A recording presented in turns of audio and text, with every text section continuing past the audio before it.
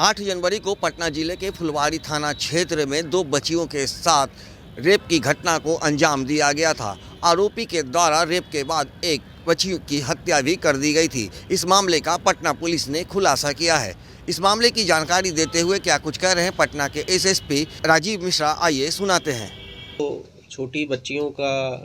अपहरण हो गया था और बाद में 9 तारीख को सुबह जो है उनका उसमें से एक बच्ची घायल अवस्था में और एक दूसरी बच्ची मृत अवस्था में मिली थी। इस संबंध में फुलवारी शरीफ में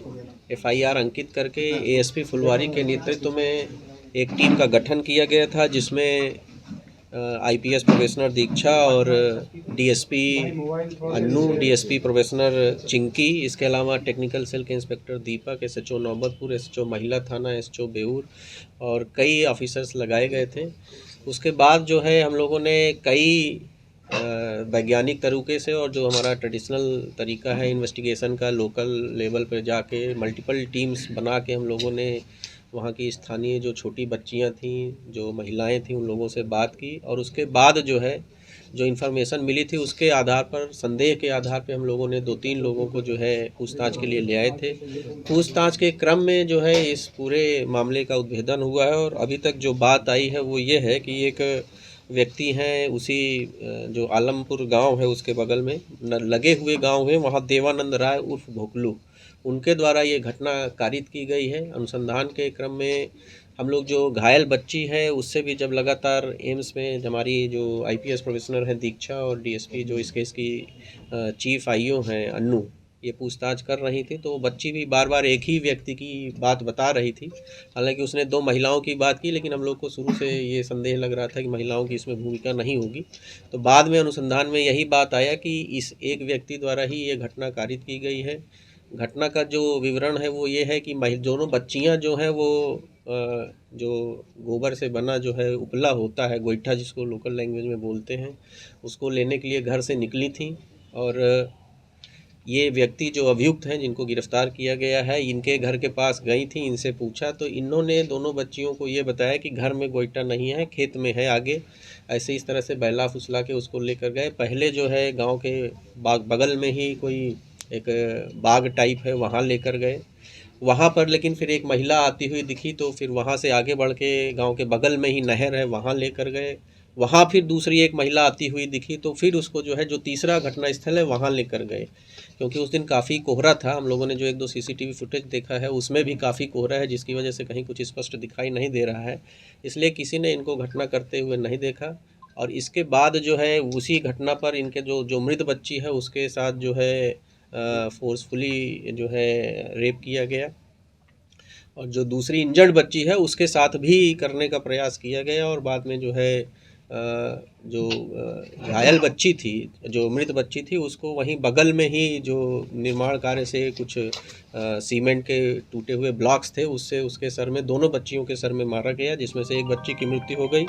और दूसरी बच्ची को भी मृत जानकर ही इनके द्वारा वहाँ छोड़ा गया था। उसके बाद गिरफ्तारी के बाद जो है हम लोगों ने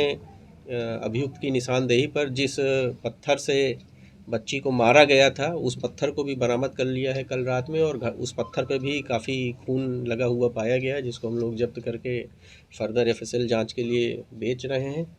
इसमें पूछताछ के क्रम में ये भी बात आई, जब हम लोग कल इनसे पूछताछ कर रहे थे तो इन्होंने पुलिस को जो है बहकाने की भी कोशिश की, 2 व्यक्तियों का नाम बताया, लेकिन आगे अनुसंधान के क्रम में उसमें एक और महत्वपूर्ण बात प्रकाश में आई कि जिस व्यक्ति का ये नाम बता रहे थे, जो बता रहे थे कि इनके साथ घटना में शामिल है, उसकी बच्ची को भी इन्होंने जो है 3-4 महीने पहले गोद में उठा के ले जाते हुए देखा था, लेकिन उसकी माँ ने देख लिया था और उसके बाद शोरगुल करके उसको बचाया था और उस संबंध में भी गांव वालों ने इनके साथ कुछ हल्की फुल्की मारपीट और गाली गलौज किया था, लेकिन इस घटना की सूचना पुलिस को नहीं दी गई थी। उसी के परिवार से जुड़ा एक और व्यक्ति का नाम इनके द्वारा बताया गया था, लेकिन बाद में अनुसंधान के क्रम में ये पता चला कि उस व्यक्ति की माँ को एक घटना हुई थी फुलवारी शरीफ में 19 अप्रैल को, जिसमें फुलवारी शरीफ में केस नंबर 590-23 अंकित है, जिसमें एक 72 साल की महिला को वो अपने घर के दलान में सोई हुई थी, वहाँ से घर से खींच के जो है उसको ले जाया गया था और उसके बाद उसका शव जो है मिला था। उसमें भी उसके सर पे पत्थर से मार के या किसी मजबूत चीज़ से मार के उसकी हत्या कर दी गई थी। पूछताछ के क्रम में अभियुक्त ने उस घटना में भी अपनी संलिप्तता अकेले ही करने की बात बताई। उस घटना में भी हम लोग को काफ़ी आश्चर्य होता रहा, क्योंकि 3 अलग अलग जगह ब्लड पाए गए थे। तो हम लोग उससे पूरी घटना को समझ नहीं पा रहे थे कैसे 3 अलग अलग जगह ब्लड पाए। लेकिन अभियुक्त ने पूछताछ में जब पूरी बात बताई तो उस महिला को ये जो है, पहले उसको जो है एक प्लास्टिक के पाइप से मारा। जब वो अर्धचेतन अवस्था में हो गई तो उसको बगल के बाग में ले जाके उसके साथ भी इनके द्वारा रेप किया गया था।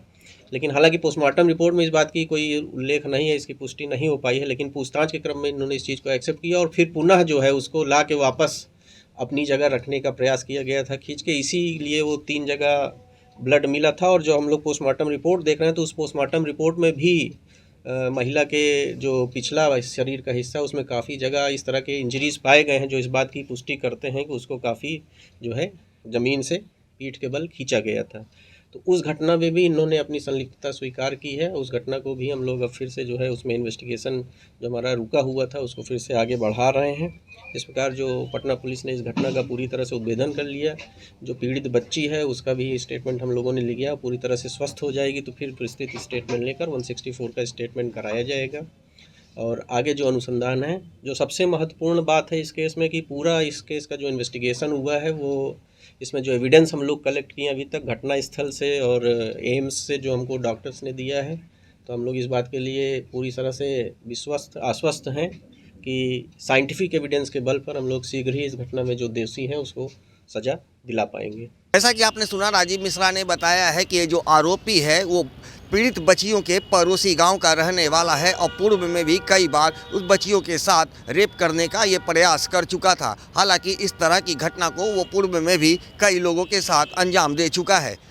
पुलिस इस पूरे मामले को लेकर के अब पूरी गंभीरता दिखा रही है और उसे सख्त से सख्त सजा दिलाने का प्रयास में जुटी है।